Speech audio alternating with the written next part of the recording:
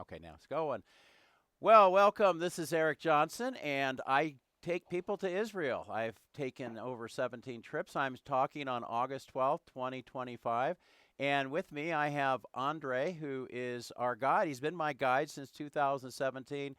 Andre, thanks for being here today.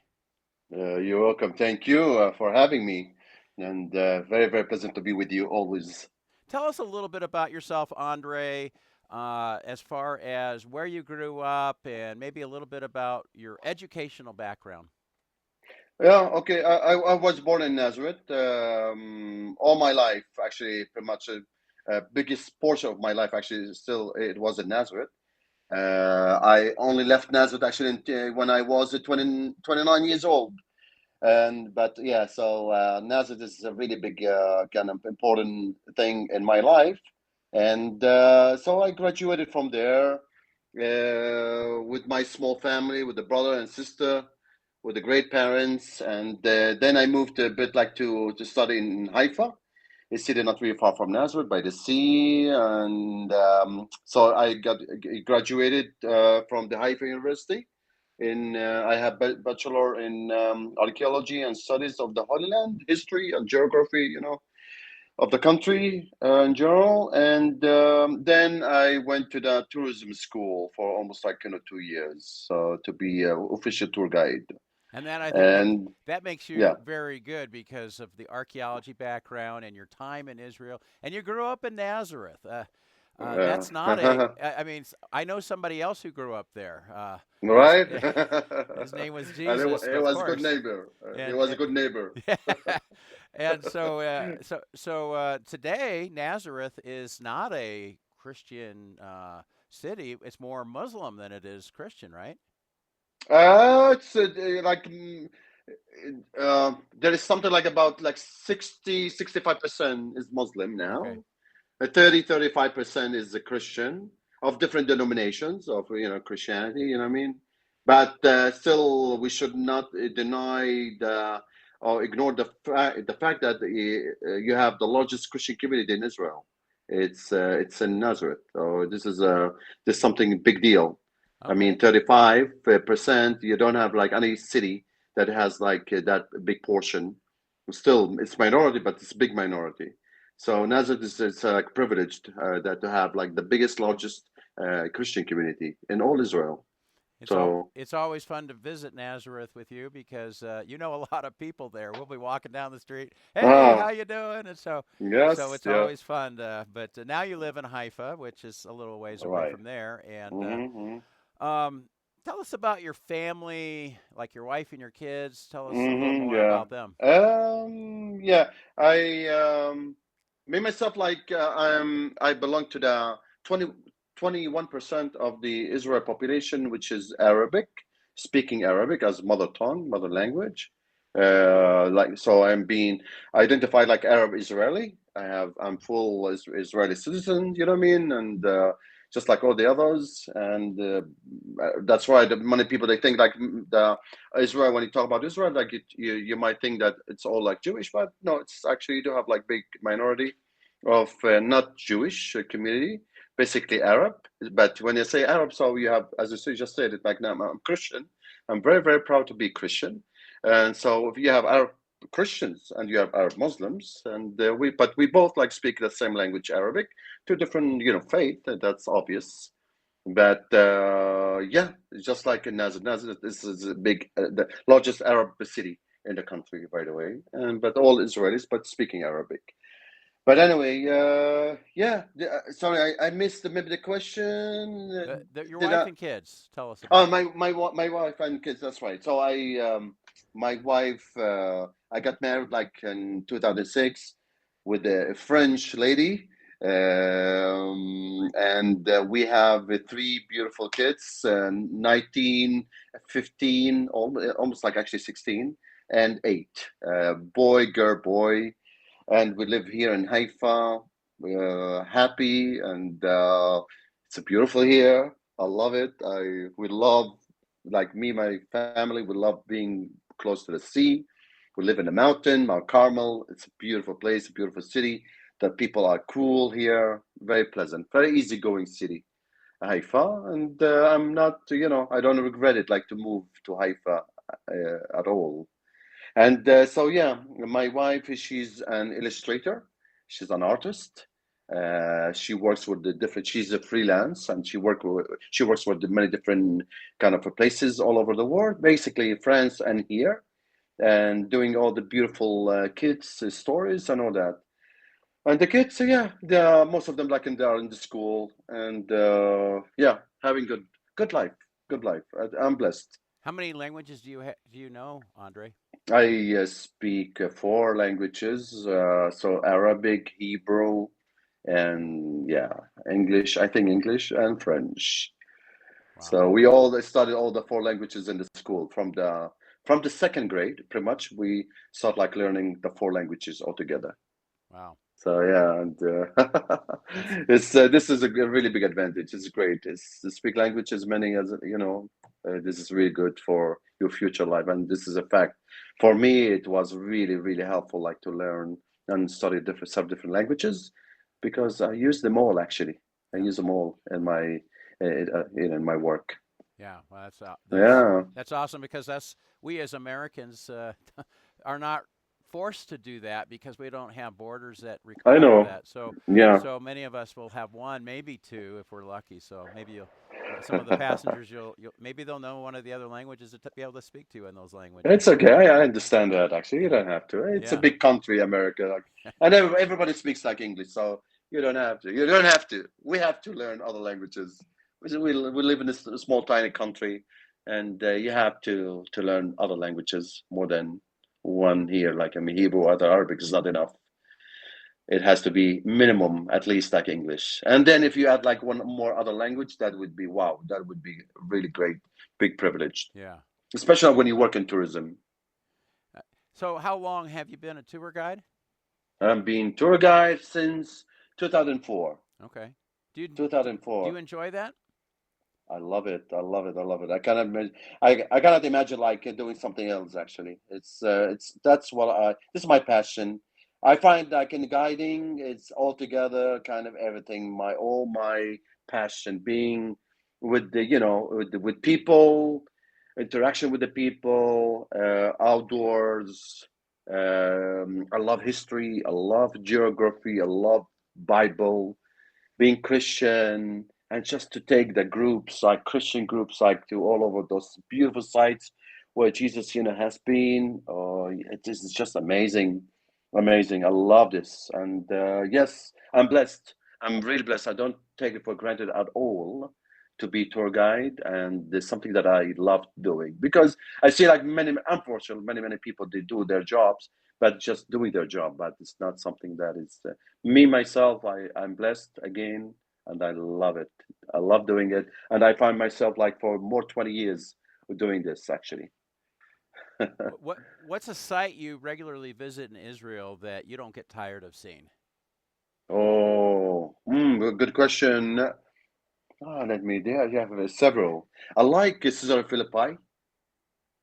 I like you, right? You agree with me? Yeah, it's a beautiful Oh, place. that's beautiful. The Tel Dan, Caesar Philippi, those sites at the foot of the Mount Hermon. It's just like the area, you know that area Yes. really well. The geography, the terrain over there, beautiful, the green, lush water, Jordan River, all this, the history, the Bible, so much powerful, great message that we get from the kind of those sites, and it's a very nice, laid back sites, not very crowded, and again the whole atmosphere, the ambience over there. I could say like the Caesar Philippi kind of one of my best. I love it. Upper Galilee is a beautiful place. We'll have a chance to go there. It's been closed most of the past Definitely. 5 years, Exactly. but now it's open and should be open next year. So we look forward to that. Exactly. We'll stop by Hatzor, which is a site that Joshua conquered, and then we go to Dan, Caesarea Hmm. Philippi. We go have lunch with a people that's not very well known. Tell us a little bit about the people that we would see at lunch on the Upper Galilee Day. You mean the picnic? Well, no, Yeah. I can't, now I'm forgetting their No. names. They're a small sect. Um, that we have Ah, lunch. the Druze. The Druids, yeah. Okay, That's an that's on the Golan interesting. Heights. Yeah, it's an That's interesting interesting. group. But where you're at, you're seeing, you're very close to the border, so it's Very, very very, very close to the interesting. borders with Lebanon and with Syria, and it's the area is beautiful. You're gonna have like a really traditional kind of food stuff that you don't. I might say like if you wouldn't find that actually in the States. It's something really authentic, and people love it, and yeah. So lots of all this kind of food that we're gonna have, all this kind of elements to make that such a food.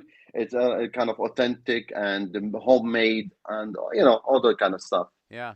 It's yeah. That's a persecuted people. I mean, they have been persecuted over the years for kind of not being Mm, Muslim, not being Christian. They're kind of they have their own little uh, faith, yeah.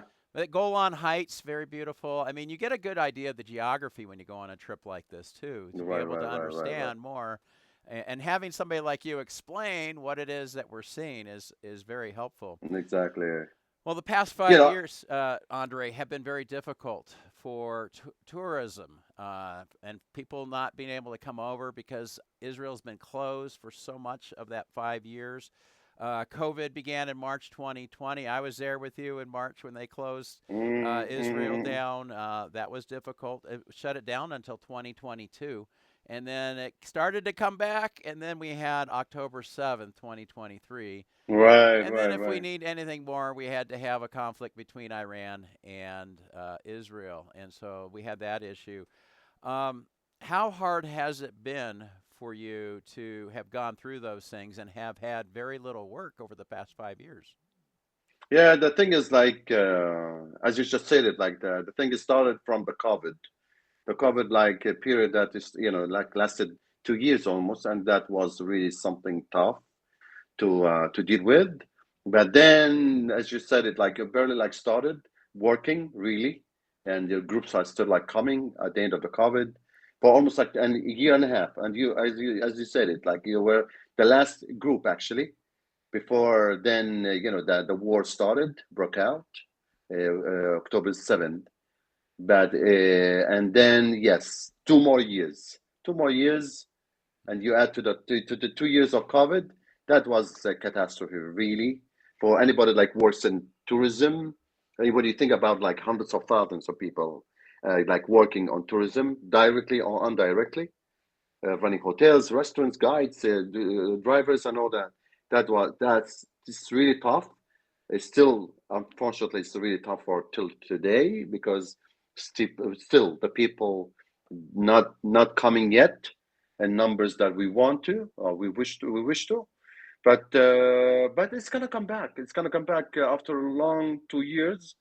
I got feeling that the people like now they trust more, and they are much more confident like to come, and we see that more. You have more and more reservations, maybe not the level that we want to, but I'm gonna have for the this month already. I'm gonna have like a group till the end of this year. I'm gonna have like several, let's say, but I'm saying like something that's about like 30%, between 20% to 30% of the groups that normally I have from now till the end of this year. So 30%, that's not a lot. It sounds like not a lot, but I mean, it's okay. It's still like it's going to give us hope that the people, we understand that the people, they need to time to sign up and to book for the future tours. So it takes a while. So next year it's going to pick up again. I'm sure. I'm sure. I hope, and it shouldn't change anything about that kind of that schedule, anything, because it's over. The war is over, actually. At least about Iran and Lebanon is Yeah. gone. Yeah, and, and It's over. and that's what I think some people are thinking here because we have maybe a skewed view of what's happening in Israel because of our media. And if you've never been there, you don't quite understand the circumstances. What do you say to someone who says, "I'm really concerned about safety, Andre. Like, will it be safe for us when we go?" How are you going to answer that question? Well, listen, I have had actually a few groups since October 7, since the war. Mm-hmm. I told you that, you know that, Eric. Right. I have had actually several groups already of Americans, by the way, that they are very good friends to Israel. They love Israel and they want to come. And I'm saying like those guys that those groups they had come already during the war. Now it's the war is over. So, but is they come during the war, believe me, and they enjoyed it. They loved it. You couldn't imagine so much how the people they enjoyed it. They still felt safe. I know maybe it sounds like maybe not trustful what I'm saying. Like now, maybe you doubt it, but I'm telling you, this is from my experience. They enjoyed it. We enjoyed it. We felt safe, and especially you go to the sites and not many people over there, not crowded. So this is great. So now it's even better now actually. The groups they come, no, you have nothing to worry about because listen, I live here and I have my family here. You know, you just I just told like my wife is a French. I got by the way I just received a French citizenship Oh, like a few wow. months ago. Congratulations. So thank you. So my kids are French. I could have gone to France to Europe easy like now, but I don't want to. I don't want to go at all to go somewhere else. I want to stay here, and because I feel safe here. Otherwise, I wouldn't stay here, especially when you are with kids and wife. And so we stayed here during the whole time, seriously, from the beginning, and even though with the sometimes with the issues with Iran and Lebanon, but we stayed here, and now again, I'll say one more time. Now there is nothing, literally nothing. If you hear about issues about Israel, if they talk about Israel, that's they mention about Gaza, Yes, and Gaza. Gaza is not here at all. It's not the places, the areas that you are going to visit. Gaza, if you go and see the map of Israel, you will see that it's Gaza, small tiny land, this piece of land.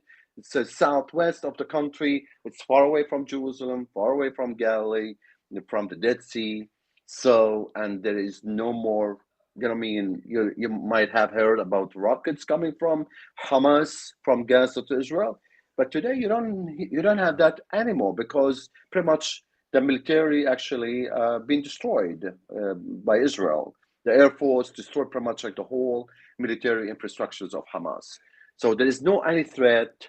Nothing is coming from missiles at all from Gaza. You have the war in Gaza itself between Israeli army and the Hamas. Israel army they want to come into Hamas, and Hamas just like to wipe out to finish 100%, trying to finish the 100% of what is left from remnants of Hamas members or elements. But in general, the people that come to Israel, I'm telling you guys, maybe Americans, unfortunately, they don't come like reading numbers, okay? But I see, do you have like other different nationalities they come, and they come here and they go home and they're safe and they're happy from their visit, from their pilgrimage.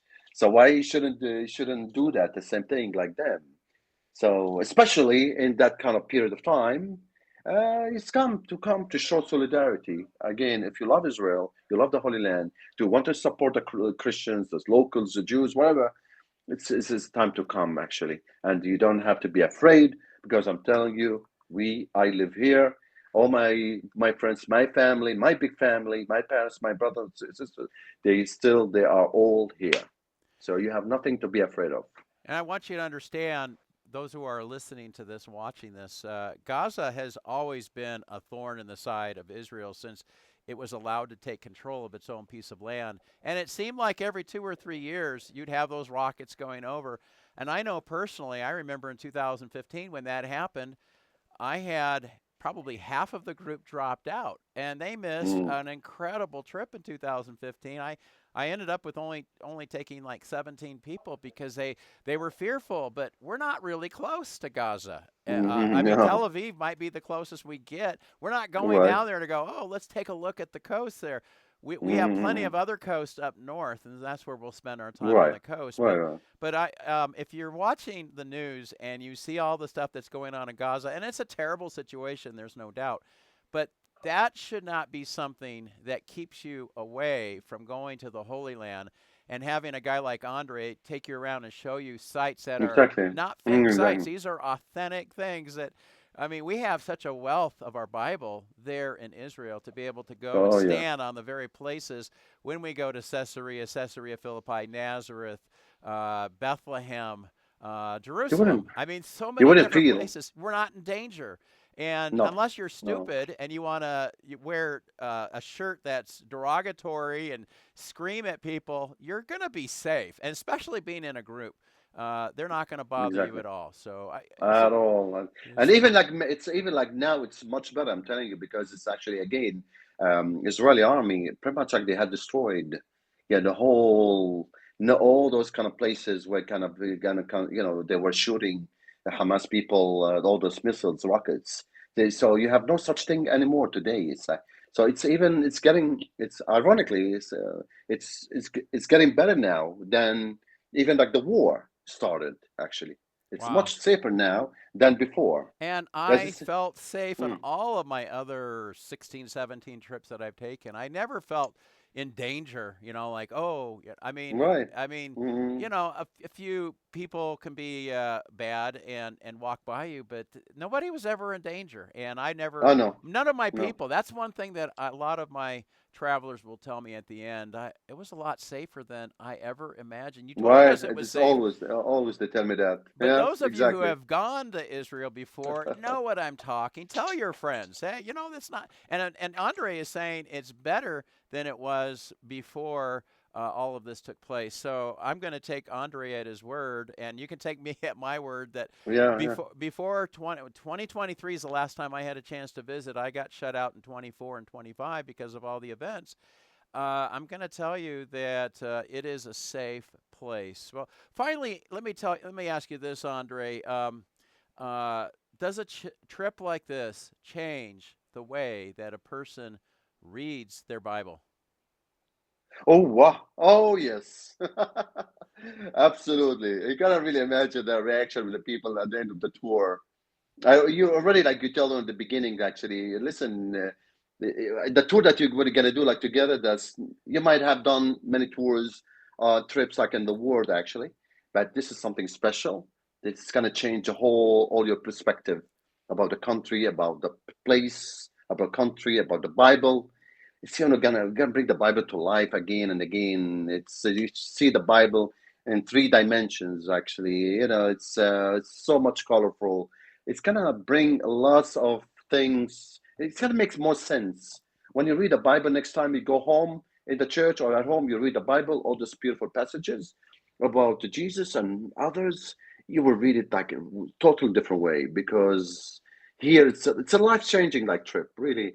I mean, how many people like they come and they doubted, they were not quite sure, they know Christians or not, how faithful they are to to God and everything. But after the trip, they tell me that they had such strong experience, spiritual experience that profound, so profound that changed their lives, and then now they live in so much in peace with themselves, with I their have families, and I used to take yeah, high school students, Andre, uh, 2009, 2011, and 2012, also 2018. You got to do one of those trips with high school yeah. students. And, a lot of the students just wanted an adventure, so they came. I had one student who came up to me after we were back from the trip. This was in Southern California. I taught Bible at a Christian school, and I took my students, 45 of them or so. He came up to me in 2009 and said, Mr. Johnson, I'm reading my Bible again. And I said, great, that's awesome. And he goes, no, no, no, you don't understand. I'm reading my Bible where you had us read in ninth grade and 10th grade. We had to read all of the Old Testament and all the New Testament. Those were other classes that I didn't teach. I taught juniors, 11th grade. And he said, I never really read any of it. I just signed my name to the paper saying I read it. He says, but now I'm reading my Bible really for the Yeah. first time. And he said that trip made this whole Bible that was black and white to me, now it's in color. And he said those are real places and real people lived there. And the events of the Bible, like he mentioned Jericho and that burn layer that's there, from Right. 2,700 years ago. He said, what do you do with all this? It's real history. So what you're saying is Mhm. absolutely true. I really do believe that this trip will change the way that you read your Bible. And that was in 2009, and that told me more Christians need to go to Israel. That's why I started to do regular Yeah. yearly Oh yeah. trips starting in 2011. I missed a few years, but for the most part, done at least one, sometimes two, or even three trips like I will in 2026. So it's a privilege to be with you on those trips, Andre. This is a great guide, and those of you who are coming on my trip, you have a treat to learn a lot if you listen, study before you go, read materials, and prepare yourself. So when we get out the first stop in Caesarea, you don't go, "What is Oh this yeah. place again?" That Andre will Uh-huh. be able to take what you've studied, and he's going to be able to take you to a whole different level. And you're going to walk away from there as we drive to Mount Carmel, and you're going to go, "Whoa, that was." In fact, my place that I asked you at the beginning, what's your site that you like to go back to over and over again?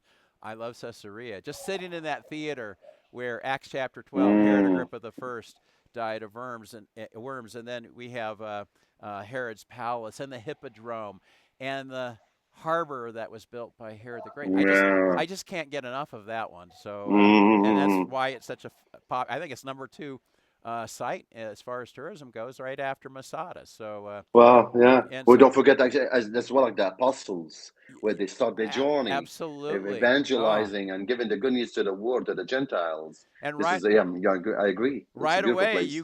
you get into the history, you tell us about what we're Oh yeah, seeing, and then yeah, on the bus exactly. rides you are talking to us occasionally and helping us Right. go over there and over here, and So there's Mount much. Ebal and Mount Herman over there. So I, I mean all the I sometimes I feel it's so pity, like on the people, like they get like so much, that and it's a yeah, fire hose.